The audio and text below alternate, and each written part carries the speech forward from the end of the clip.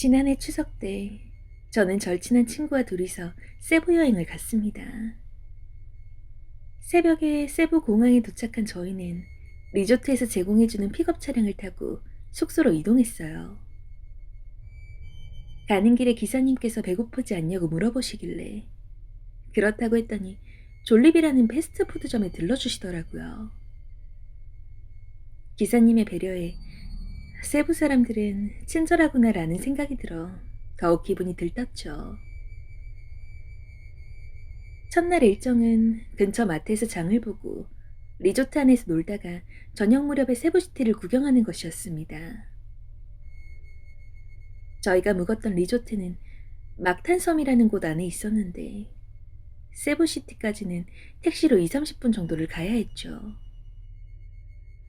다행히 리조트에 문의하면 택시를 불러주더라고요. 저녁에 택시를 타고 나간 저희는 세부시티에서 맛있는 것도 먹고 호텔 카지노에서 게임도 즐겼습니다. 카지노에서 놀다가 나왔는데 친구가 아쉽다며 마사지도 받고 가자고 했어요. 저도 좋아서 세부시티 내에 있는 큰 마사지 가게로 갔죠. 그런데 마사지 가게에서 방금 단체 손님을 받아 시간이 안 된다고 하더라고요. 저희는 아쉬운 발걸음을 돌려 마사지 가게 앞 가드가 잡아주는 택시를 타고 숙소로 돌아가기로 했습니다. 여자 둘이라고 덤터기 씌울까봐 택시 기사에게 미터 요금대로 내겠다고 미리 말씀을 드렸지만 100페소를 더 받겠다고 하더군요. 황당했지만 알겠다고 한 후 그 택시를 탔어요.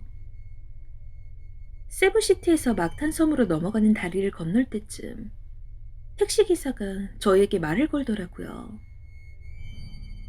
앞에 길로 가면 빠른데 공사 중이라 돌아가겠다고요. 피곤했던 저와 친구는 본인이 운전대 잡고 있으면서 어차피 돌아갈 거 저런 말은 왜 하냐 투덜거렸죠.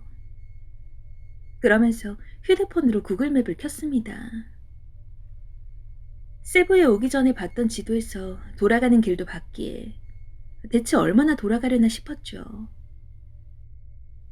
그런데 택시 기사가 갔던 길을 또 가고 이상한 골목길로 들어가고 막 그러는 거예요. 처음에는 택시비를 더 받으려고 그러나 보다 하고 짜증이 났지만 혹시라도 해코지 당할까 싶어 가만히 있었습니다. 그렇게 5분쯤 더 갔을 때 택시기사가 이제 1분만 더 가면 리조트라고 하더라고요. 그런데 구글맵상으로는 현재 위치가 리조트와는 한참 떨어진 곳인 겁니다. 그때부터 느낌이 안 좋았어요. 아니나 다를까 택시기사가 어느 불빛 하나 없는 골목에 갑자기 차를 세우더니 차가 고장났다고 하더군요. 차를 살펴보겠다며 내렸어요. 그러다가 갑자기 뒷좌석 문을 열고는 제 옆에 타는 거예요. 운전석 뒤에는 친구가, 조수석 뒤에는 제가 타고 있었거든요. 그러고는 칼을 꺼내 들어 죽고 싶지 않으면 돈을 전부 달라고 하더라고요. 이런 일은 처음이고 순간 친구를 지켜야겠다는 생각에 겁도 없이 택시기사에게 말했어요. 우리를 리조트 근처까지만 데려다주면 아무 말 없이 있는 돈을 다 주겠다고요. 그랬더니 택시기사가 죽고 싶냐며 제 허벅지 쪽에 칼을 들이밀더군요. 그 모습에 놀란 친구가 지갑에서 돈을 다 꺼내주고 저 역시 있는 돈을 다 주었습니다. 그럼에도 택시기사는 더 없냐고, 아니면 너희 휴대폰이라도 내놓으라고 하더라고요.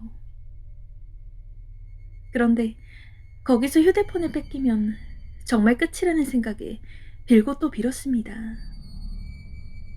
제발 휴대폰만은 가져가지 말라고요. 우리한테 뺏은 돈이 꽤 큰 돈이어서 그랬는지 택시기사는 차에서 내리라고 하더니 꺼지라고 소리쳤습니다. 저와 친구는 살기 위해 뒤도 안 돌아보고 뛰었죠. 조금 가다 보니 공사장이 나왔고 가로등이 하나 보였습니다. 일단 가로등 밑에서 친구한테 리조트 전화번호를 물었고 저희는 곧바로 전화를 걸었어요. 전화기 너머로 인사하는 소리가 들리는 순간 저는 살려달라고 외칠 수밖에 없었습니다. 친구가 그런 저를 보고 자기가 통화하겠다며 전화를 들고 갔고 그 사이에 저는 숨을 곳을 찾았어요. 택시기사가 올지도 모른다는 불안감 때문이었죠. 마침 근처에 큰 숲풀이 보이길래 전화하고 있는 친구를 데리고 숲풀 속에 숨었습니다. 친구는 계속 리조트와 통화 중이었어요. 한국인 직원과 연결돼서 위치를 설명해야 했는데 처음 와보는 곳 위치를 어떻게 설명할 수 있었겠어요. 그때 구글맵이 생각나서 버벅거리는 친구에게 맵을 보여주고 저는 계속 주위를 살폈습니다. 그런데 갑자기 어떤 오토바이 한 대가 다가오더니 아까 저희가 서 있던 가로등 밑에서 멈추는 겁니다. 오토바이에서는 누군가 내리더니 가로등 주위를 살피더라고요.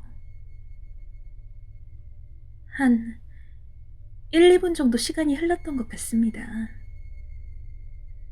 이내 그 사람은 오토바이를 타고 사라지더군요.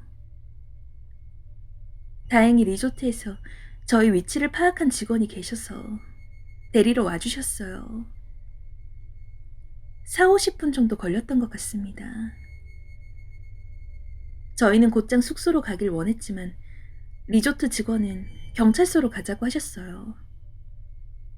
결국 경찰서로 가서 택시기사를 신고했습니다.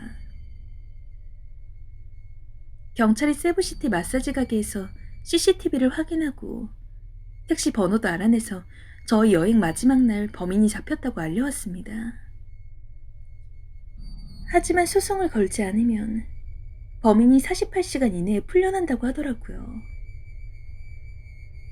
국제소송은 아무래도 필리핀 현지에서 해야 하기 때문에 시간과 돈이 많이 든다고 하더군요. 그래서 결국 어쩔 수 없이 아무 조치도 취하지 못하고 한국으로 귀국해야 했습니다. 그 이후로 저와 친구는 다시는 동남아의 디귿자도 꺼내지 않습니다. 밤늦게 택시를 탄 저의 잘못도 있지만 필리핀이 위험하다 얘기만 들었지 정말 위험하다는 걸 몸소 느꼈으니까요. 만약 필리핀 여행을 가시게 된다면 밤늦게 택시를 타는 일은 부디 조심하시길 바랄게요.